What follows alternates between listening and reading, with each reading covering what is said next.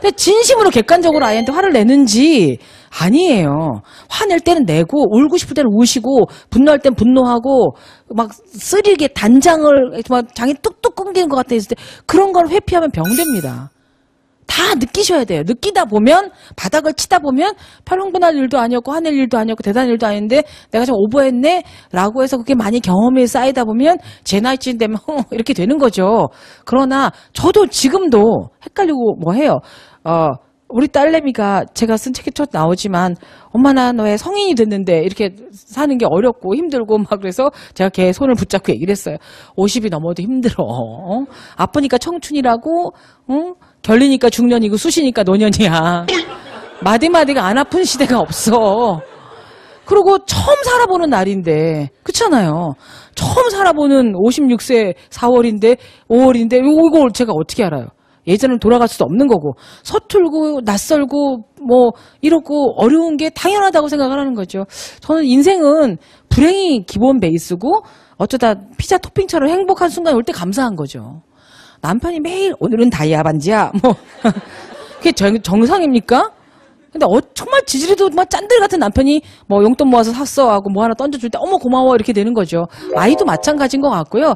행복도가 높다면 그 높은 아이를 키우는 건 엄마가 좀 수시로 행복해지셔야 될 것 같아요. 근데 저는 정말 단순한 성격이라 막 수시로 행복해지는 아까도 여기 왔는데 맛있네 눈에 띄네란 제가 좋아하는 과자가 있는 거예요.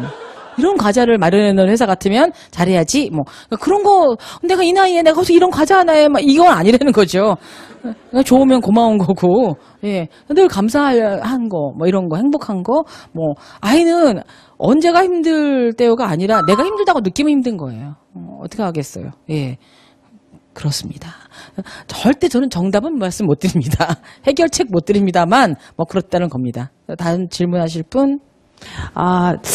저도 이제 늦은 나이에 결혼하고 아이가 지금 이제 돌되는 아들이 있는데요. 육아에 대한 고민에서 남편이 도와주는 부분도 상당하지 않고 시간도 없고 그러다 보니 계속 엄마만 하게 되고 그래서 어머님들이 많이 좀 힘들어 하시더라고요. 얘기를 나눠보면 저도 마찬가지고 그러니까 직장맘으로서 쭉 가시면서 남편과 아이를 키우는 데 있어서 어떤 소통을 많이 하셨는지 그리고 어떻게 소통을 좀 잘 하시도록 노력하셨는지 부부관계에 있어서 좀 그런 조언을 듣고 싶습니다. 저는 남편과 소통이 거의 안 됐어요. 제 남편은 육아에 완벽히 비협조적이었어요. 살림도 비협조적이었어요. 근데 그때는 그 시대에는 남편이 비협조적인 게 당연시 되던 시대였고 지금 아빠 어디가 슈퍼맨이 돌아왔다 경우도 좀 튀는 몇몇 분이죠. 그런데 이제야 알더라고요. 아이가 어린 시절에 아빠가 육아를 많이 못한 사람들은 노후가 굉장히 외로워요. 아이가 엄마랑 완벽히 소통이 잘 됐던 거는 그 신경정신과 의사가 그러는데 엄마 태 내에 있을 때랍니다. 엄마가 행복하면 아이도 뭔지 모르지만 행복한 거고 뭐 엄마가 불안하면 불안한 거고 그래서 이 몸 밖을 나오는 순간부터 소통은 안 되게 돼 있어요. 여러분 스스로가 그렇게 만족스럽고 소통이 잘 되세요? 저도 저랑 소통이 안 돼요. 나 화내야 되는 거야, 말아야 되는 거야. 뭐 이때는 좀 그렇기 때문에 다만 소통의 스킬이 문제가 아니고 진심을 얘기를 하는데 짜증을 낸다거나 원망을 섞인다거나 누구네 아버지는 어쨌대거나 이런 비교하는 투로 얘기를 하면 당연히 안 듣고 싶습니다. 당신 무슨 생각해? 그런 남자들이 그래요. 아무 생각 안 해. 근데 진짜로 아무 생각 안 합니다. 남자들은 아무 생각 없는 남자에게 당신과 나의 생각을 공유해보자라는 것 자체가 불가능한 얘기예요. 왜? 남자들이 뭐 무식해 그게 아니고요. 남자들 뇌는 99%가 사회에 대한 성취, 뭐 욕망, 그 다음에 수컷으로서 여자들에게 잘 보이고 싶은 거, 뭐 늘 정서적 생각이기 때문에 그래서 그럴 때는 나는 당신이 이런 걸 해줬으면 좋겠어라는 뭐 늘 커뮤니케이션 화법에 나온 얘기도 좋지만 아이랑 시간을 보내는 게 당신 노후를 정말 얼마나 아름답게 투자다, 보험이다. 그다음에 아버지가 아이랑 잘 소통이 안 돼서 애가 이상하게 된 케이스들을 막 알려주는 거예요. 비교하려면 그런 걸 해야 되는 거죠.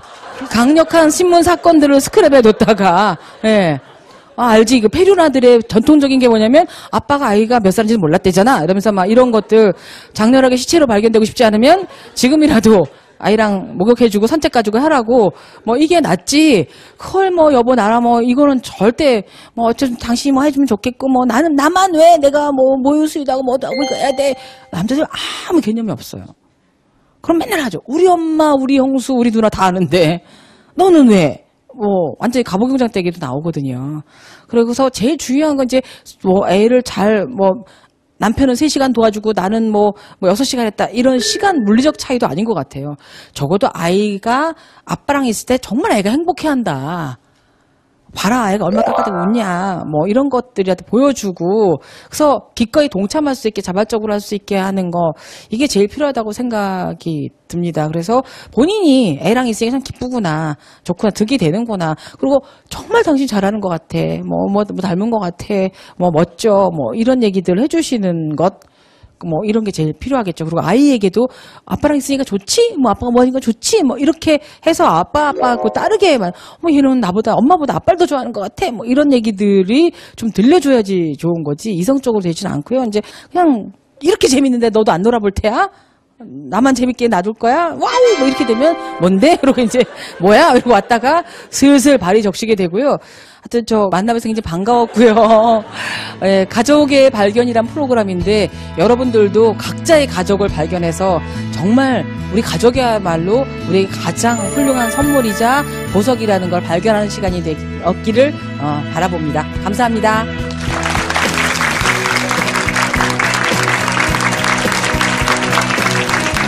오늘 여러분하고 저하고 성격 공부 한번 해볼까요? 좀 쉬운 부모 역할 좀 안내를 좀 해드리고 싶습니다.